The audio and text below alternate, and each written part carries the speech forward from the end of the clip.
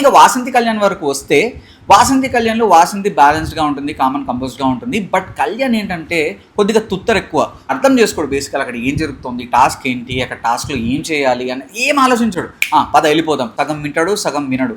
అంత చేసిన తర్వాత అప్పుడు రియలైజ్ అయ్యి అందరి దగ్గరికి వెళ్ళి సారీ చెప్తాడు. సో చేసే ముందే ఆలోచిస్తే బాగుంటుంది. సో తనకు కూడా ఏంటంటే ఫస్ట్ వీక్స్లో ఆ తుత్తర వీటన్నిటి వల్ల చాలా సార్లు పాయింట్స్ కోల్పోయారు. చాలామంది ఇదే అన్నారు, నువ్వు వాసంతి దగ్గర ఉండట్లేదు, నువ్వు వాసంతితో కంటే వేరే వాళ్ళతో ఉంటున్నావు, ఇది కపుల్ షో అని తెలుసా నీకు అని చాలామంది పాయింట్అవుట్ చేశారు. దాన్ని బ్యాలెన్స్ చేసుకుంటూ వచ్చాడు. అండ్ లాస్ట్ వీక్ ఏం చేశాడంటే సంధ్య అండ్ బ్రిట్టో సంధ్య మీద వెళ్ళిపోయాడు ఇలా మీదకి.